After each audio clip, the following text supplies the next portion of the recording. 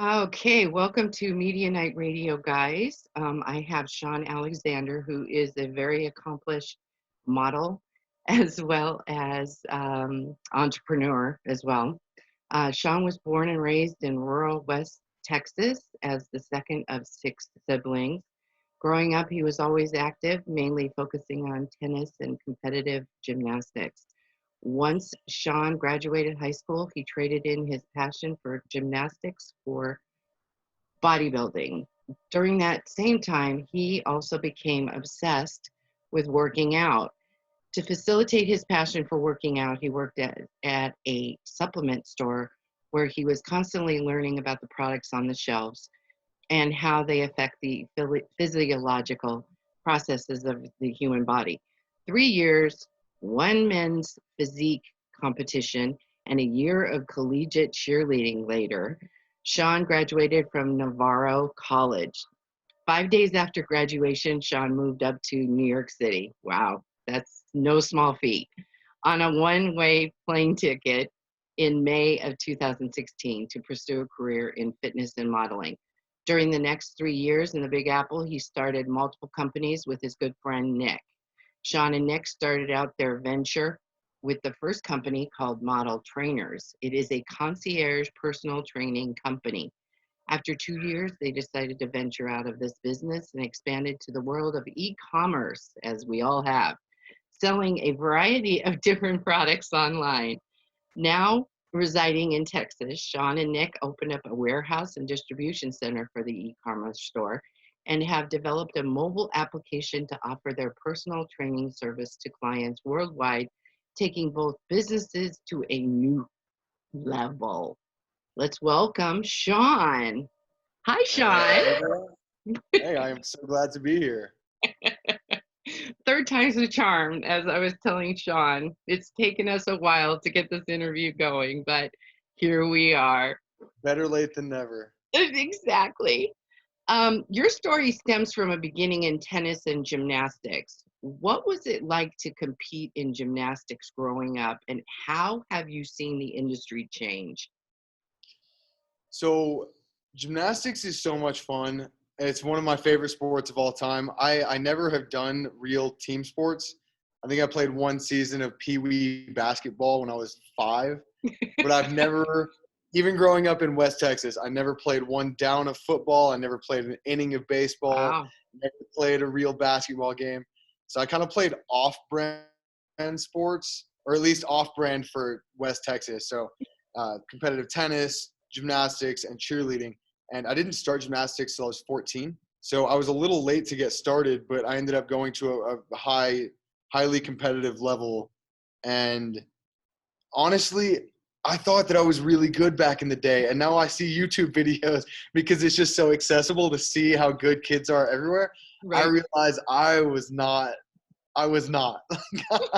So it's fun. It's fun to watch it, but um, honestly, the real competitive gymnasts are so far beyond my level of skill that I can only watch with the same jaw-dropping awe that anyone else on their couch does whenever they're watching the Olympics. I feel like I'm still in that crew more than anything.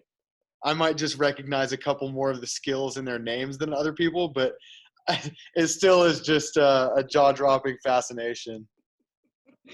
Now, you also played tennis. So did you compete in tennis as well?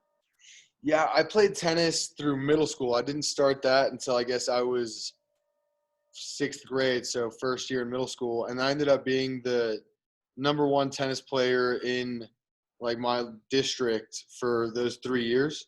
Oh, I guess wow. really my third year in, I got to be pretty good. I was playing at a high level, but I ended up having a cyst in my knee that stopped my tennis career. It was too much lateral movement, and so I ended up developing this cyst like underneath my patella, kind of intertwined between the muscle and the nerve. So they wouldn't do surgery on it or anything, and they said, "Hey, you just got to deal with it." And I said, "Tennis isn't that important to me," so I kind of dropped that one off a handful of years ago. Oh, wow. Well, that sucks that your tennis career was definitely cut short. I don't think that I was ever destined to be Roger Federer, so I'm not that disappointed. Yeah. none of us really, I don't think any of us are really in his league. Yeah, I think there's only one of those guys, right? Yeah, exactly. What was your inspiration behind going into modeling? That's a crazy story. I graduated high school in 2013. I went straight into college that following fall, 2013, and failed out as if that had been my initial objective. I think I failed out before Halloween. And so I that's a devastating experience to have to go through. You feel like a cataclysmic failure in life at that point, because that's what everyone does is they go to college, if you're fortunate enough to have that opportunity. And I just didn't make it work. I took on far too many hours in a major that I was not passionate about, and a very difficult one at that. I was majoring in the maximum course load of petroleum engineering courses. Yeah, like I felt the same way. That is not me. Why was I doing that? I thought I had to take the hardest major possible in order to be successful. And so I did. I hated it.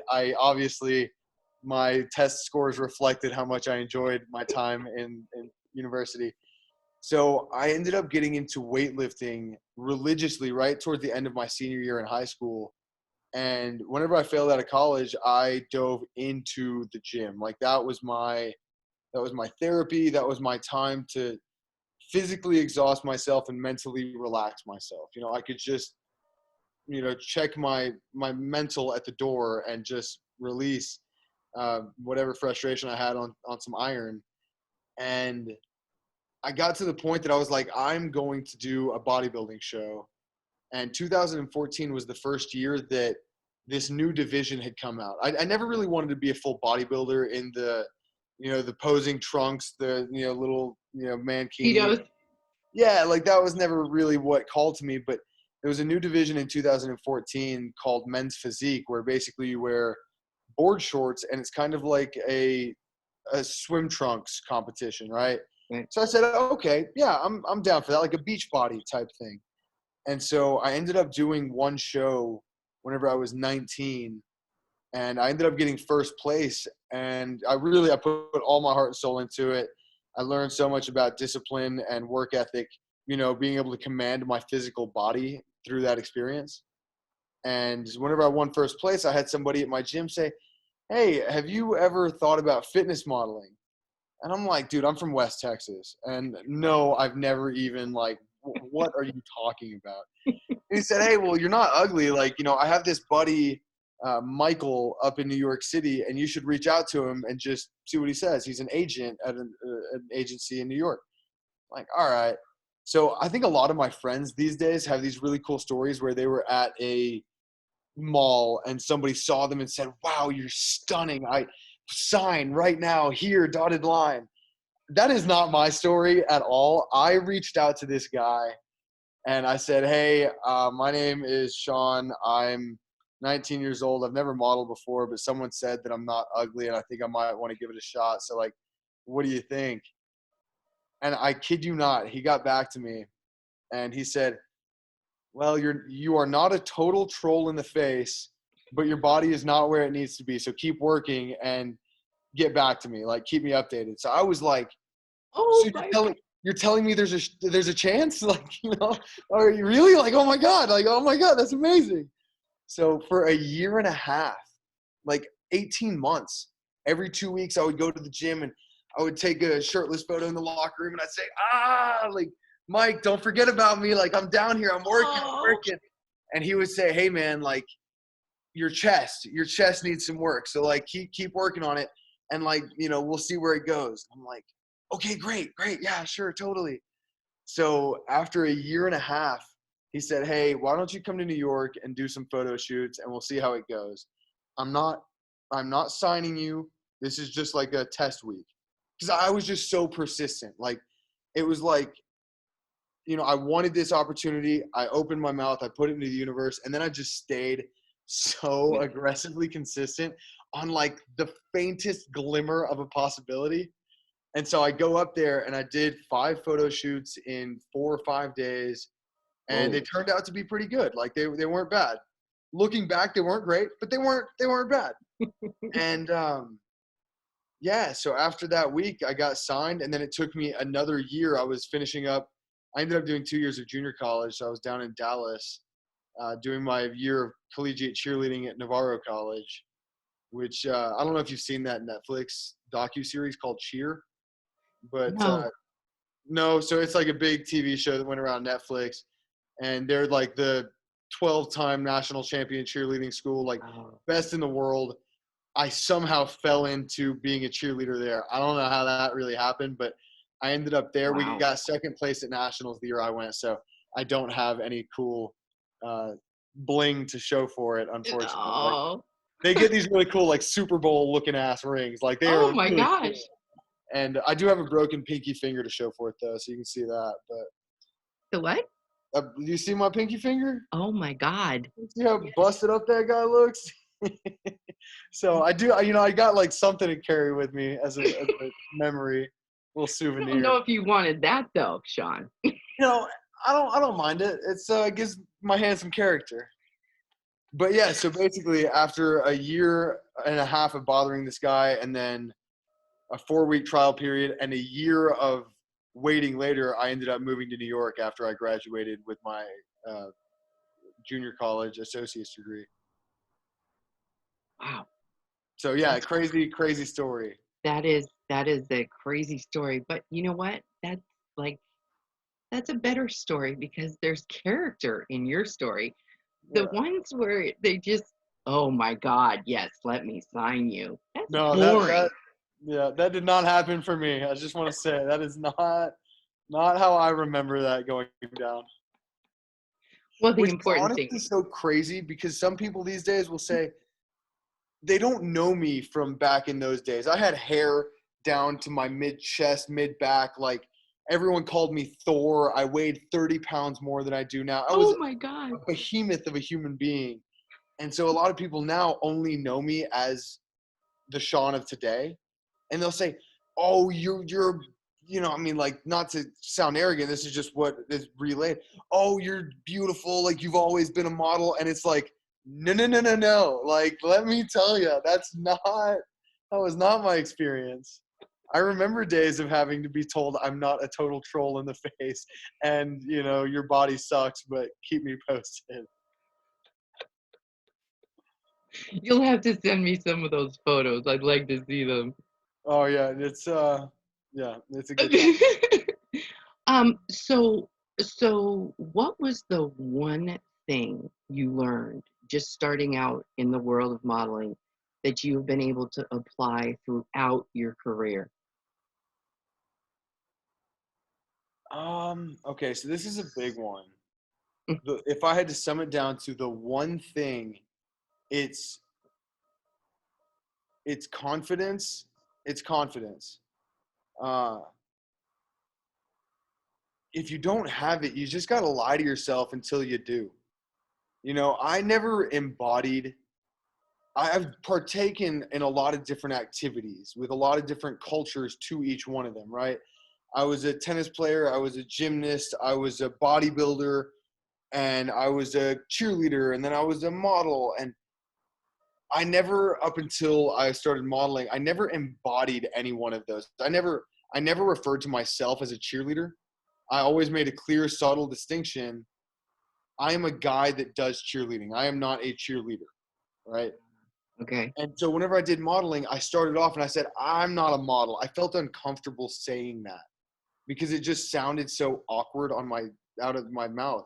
I said, I'm not a model. I'm a guy who sometimes gets his photos taken. But like I'm not a model, right? And then all Ah, of a sudden it was like I had to sit down and kind of practice in the mirror and say, model. And then it was like, okay, 10 times in, it was like, model, like model. And eventually it was like, okay, I'm comfortable. I'm a model and I'm going to say it with confidence. And then I applied that to being a high level personal trainer later. I had worked out every day for 4 years and acquired a really, nice physique. And then it was like, I never had trained people professionally.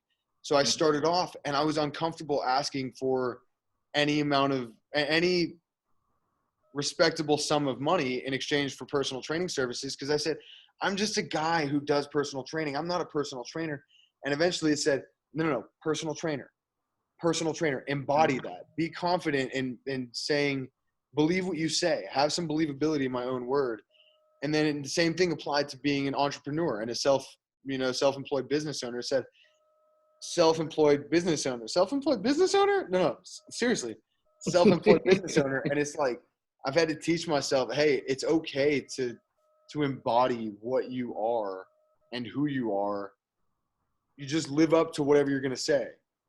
Don't say jet pilot and then not go learn how to be a damn good jet pilot. Like, if I'm going to claim that title and embody it, be that thing. But if you want to be something, say it until you feel comfortable saying it. Look at yourself in the mirror, practice it. And then all of a sudden you'll gain confidence in that, and then go do that thing. So modeling, yeah, that was the question. I started off and I was really uncomfortable with modeling. So I remember I lived in a model house with 11 models whenever I first moved to New York City, or rather New Jersey. And I remember a girl named Kelsey was asking me one time what I was doing on my phone. And I'm type A, like I'm super organized. And on Instagram, I don't know if you know this, but you can save things into like separate folders where you can Oh, organize right. save posts. So Yeah. I used to save things into separate folders, and I would follow all these male models and all these fashion posts and all these blog posts. And I would like see their poses or like what they were doing. And I told her one day, I said, oh, I'm studying modeling. And she laughed at me and said, studying modeling? And I said, if I'm going to claim to be model, I'm not just going to claim it and then be shitty at it. Like, I'm going to claim it and I'm going to study modeling. What do these guys that have massive followings and get Dolce & Gabbana suit modeling jobs, how do they pose? And then why do I know today that Dwayne "The Rock" Johnson's favorite pose is his hands clasped or fixing the cuff link on his shirt or adjusting his watch? Like, I know these things because I studied it, right? So like, I think that's part of it. Embody it, but then follow through and do that thing to a high level, no matter what that thing might be, modeling or entrepreneurship or, flying a jet. Like, do that thing. Is that what you want to do? Fly a jet? No, that's just what came to my mind. I have no desire to fly. Do you have trouble flying in general, or just? No, I'm a jet setter. I just have no desire to fly the plane. I'm cool to sit in the back and put my like goggles on and pass out. Okay, so we won't add that to your resume anytime soon.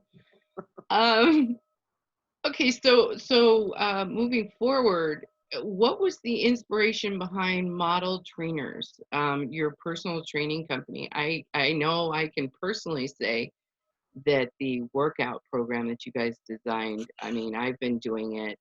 It's amazing. You were instrumental in my decision to purchase it and get in shape. You're very inspirational. So I just wanted to let you know that. Oh, well, thank you very much. And I'm glad to hear that you're finding some value in that. So that is music to my ears. Model Trainers started over a dinner table discussion with my business partner and good buddy, best friend, Nick Sandell. And the conversation started because we were daytime models. We were nighttime waiters, right? That's how that works in New York City. The coolest thing about being a model is the job title. I've said that 1,000 times. I'll continue to say it because it just is so true. The pay is not excellent, unless you're one of these top 10 in the world. Or it's like the pay is not crazy. None of it is incredible, right? So you have to have like a sustenance job that pays your bills.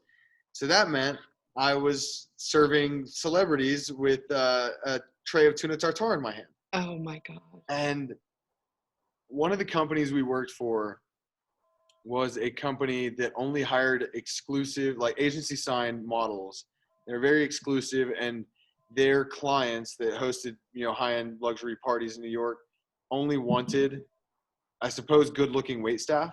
So they would pay, great money to only have agency signed models be the wait staff. And, we all had like a very specific uniform, and it was just like very high end. And the company's name was Model Bartenders, right?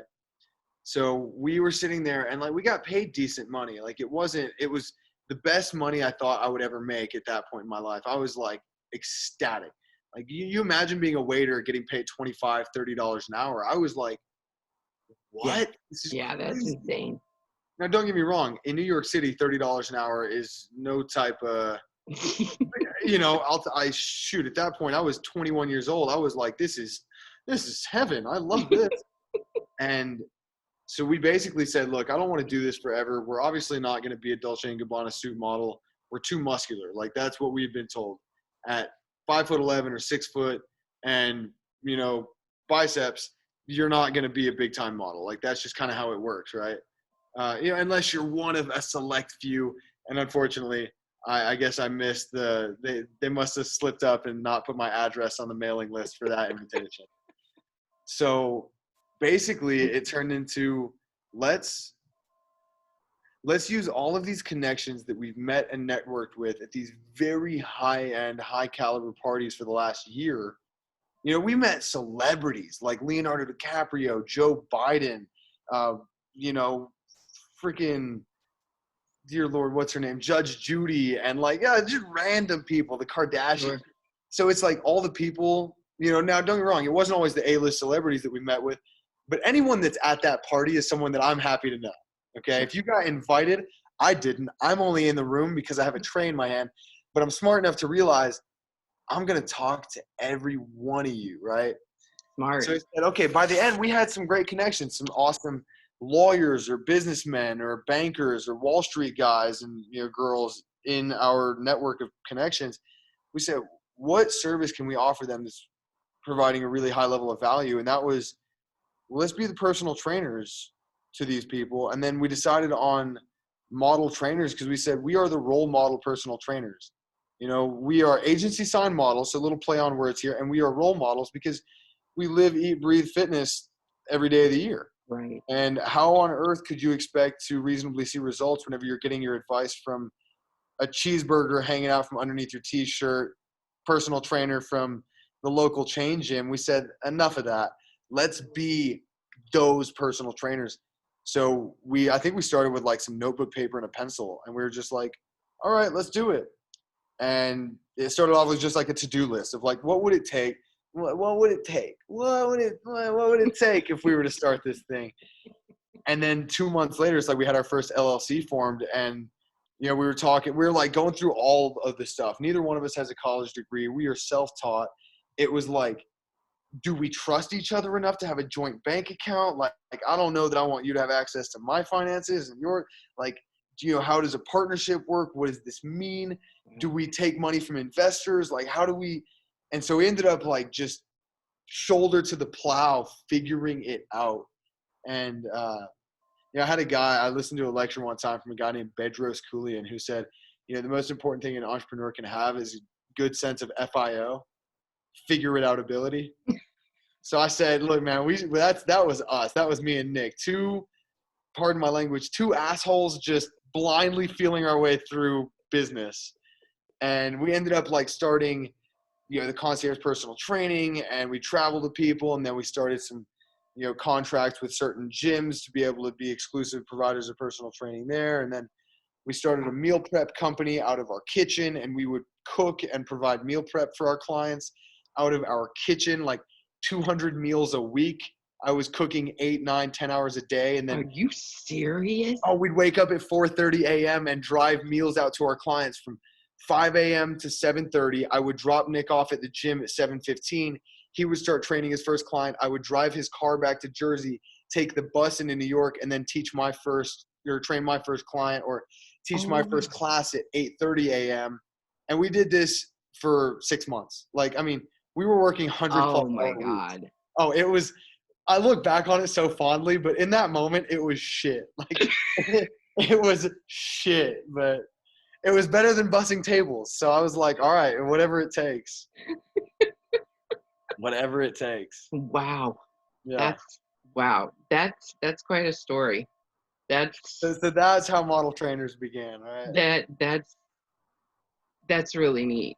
And now you have an app. Now you have an app.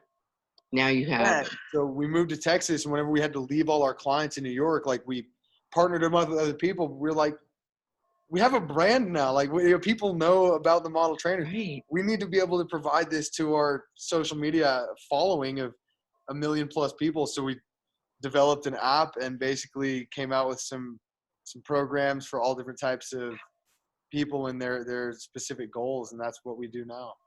Wow. Part of what we do now, right? Yeah, I was going to say. Yeah, So you also are involved in e-commerce. When do you sleep exactly?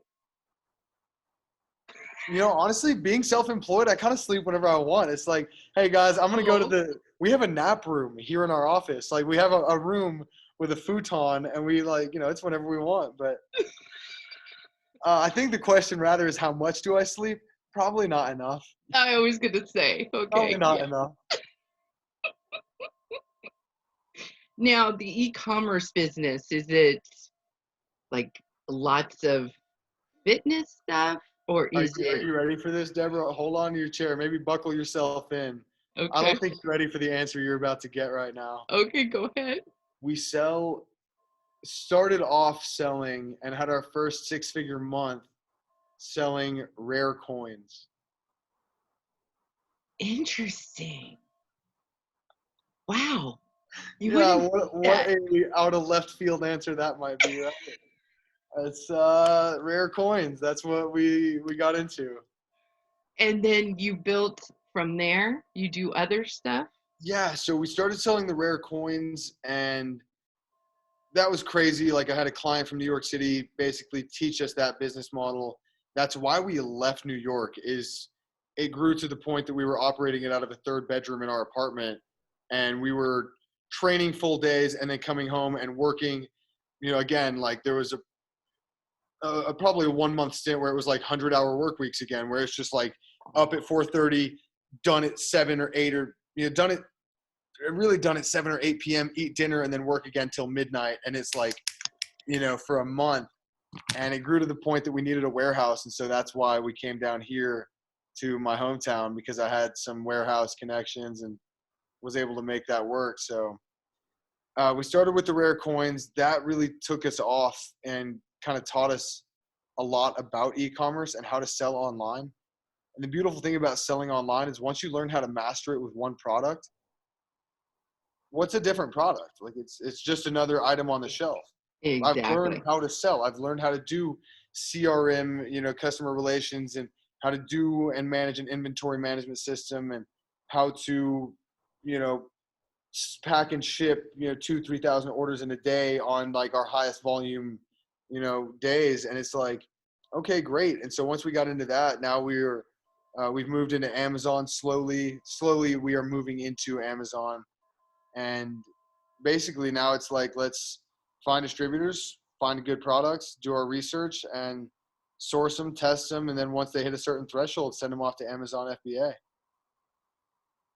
Yeah. So that's, crazy enough though, rare coins of all things. So not one of us is a coin collector, but we have what some people would consider to be a very bitchin' coin collection. Like, it is quite extensive. Wow. Yeah. You wouldn't think that. I'd never in a million, trillion, quadrillion years. Neither would we. For the first year that we were in it, we've been in it for 2 years now, maybe a little more, 2 years and a couple months. Every time we would get an order, we would laugh manically, because it's like, who the hell is buying this? What are they thinking? They're just pennies or dimes. What are you doing? 2 years later, people love them. People absolutely love them. That's, you know what? You found the rare niche for that business. Yeah.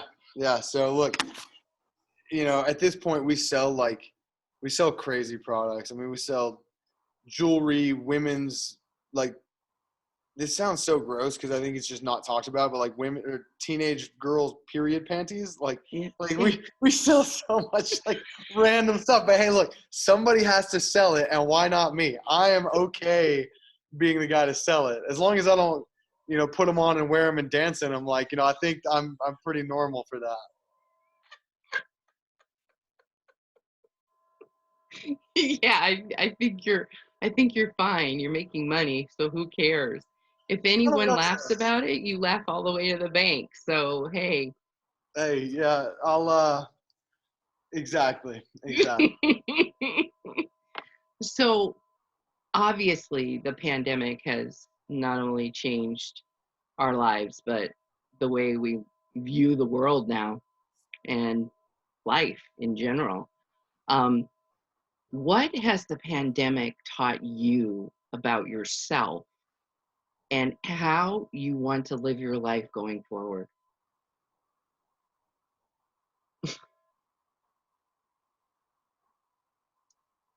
I think it's a lesson that a lot of people are learning, and that is to be more appreciative of the present moment, to not take things for granted, and to really appreciate the things that you take for granted on a regular basis, like your close friendships and ability to see your family members, whether they're your close family members or those across the country, or your older family members that we might still not be able to see. And at the same time, learning to be very comfortable with myself in terms of spending quality time with me. At the beginning of this pandemic, both my business partners and roommates were back home in the Northeast with their families quarantining, and I was down here alone. I was operating the entire warehouse by myself, and I mean, it was just lonely, lonely times.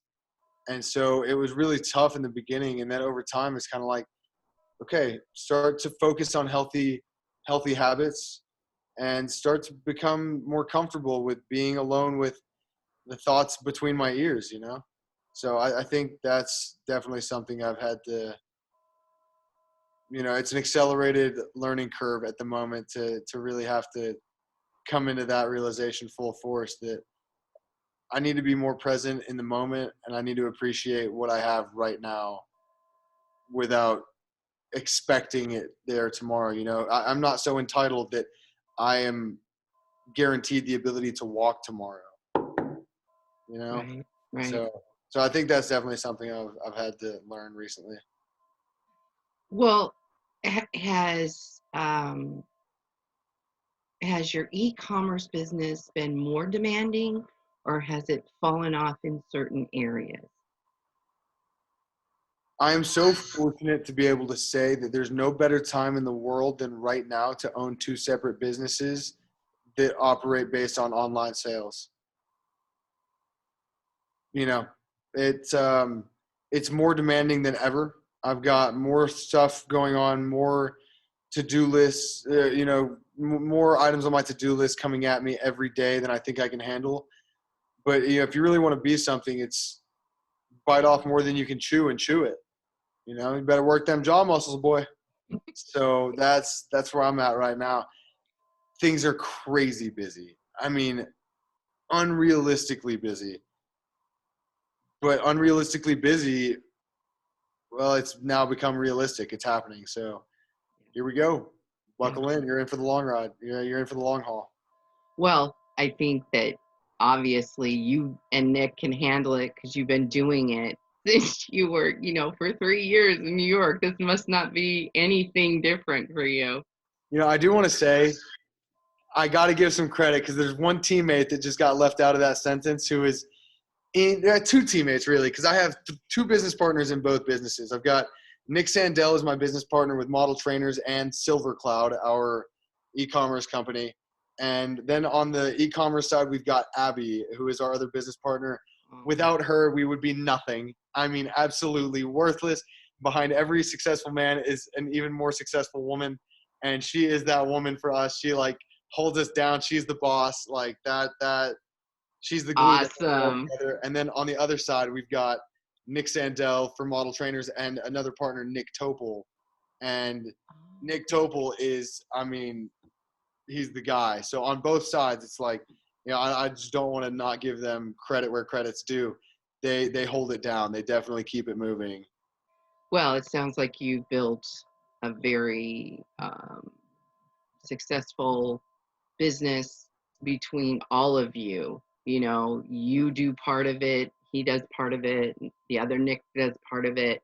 Yeah. and it Oh, yeah. makes it perfect. Makes it work. Yeah, absolutely. Yeah. So do you have any future projects besides, so that you only get like 1 hour of sleep a night? Uh, yeah. Well, so I've got three New Year's resolutions. I've never really been a New Year's resolution guy, but for 2020, I made three, and they're definitely keeping me busy.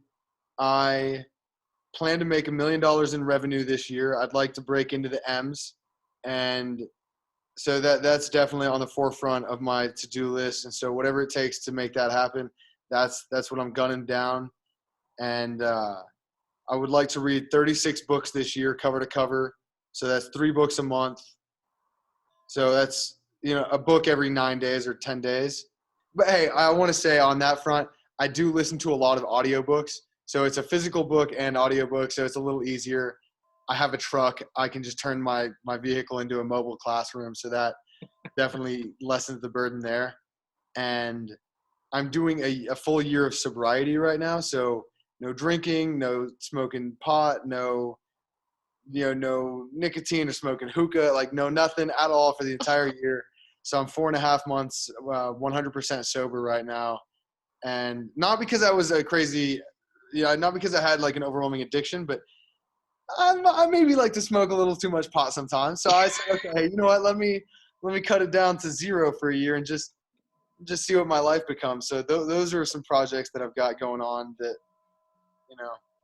yeah, as far as like actual projects though, I've got 10 of them. I know that my sleeves aren't too long, but trust me, they hold a lot of different spinning tops in there. So we've got a I lot on bet our plate moving you're forward. always thinking, probably.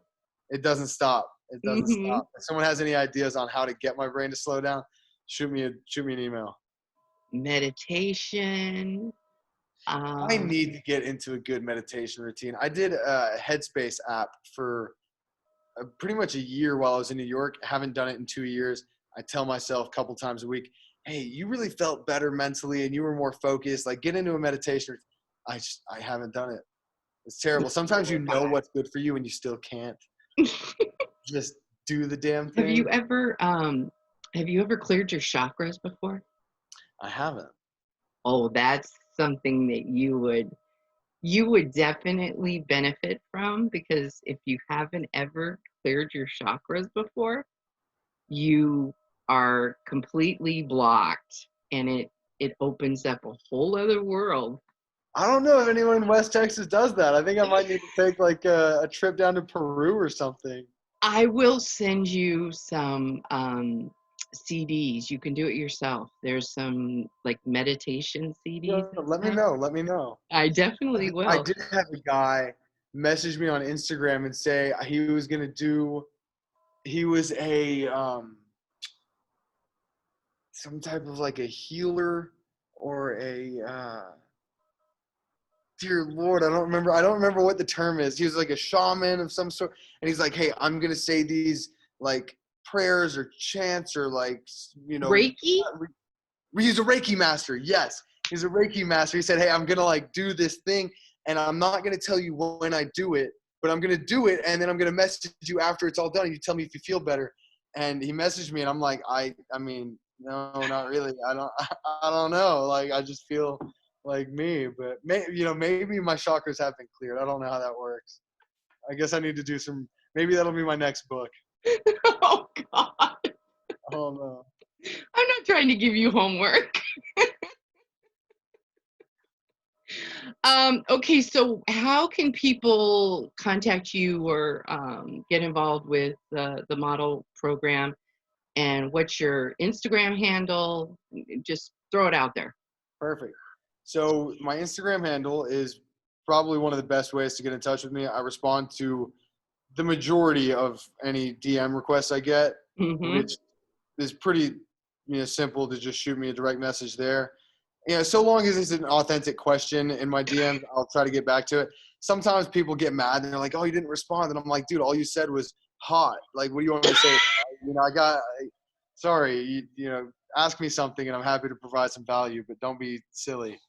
So my Instagram handle is Sean Alexander with 2 R's, SEAN Alexander, 2 R's on the end. And my email is sean@modeltrainersnyc.com. modeltrainersnyc.com.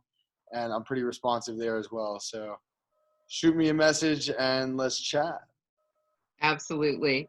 Well, I want to thank you for your time, Sean. It's been very entertaining. I will say that. Hey, Deborah, thank you so much for having me. I really appreciate being here. Of course. Hold on one second. Let me just close this out. Thank you, everyone, for joining us. And I will have another interview. I believe we have Tristan Rogers coming up on Monday. So have a great day, everyone.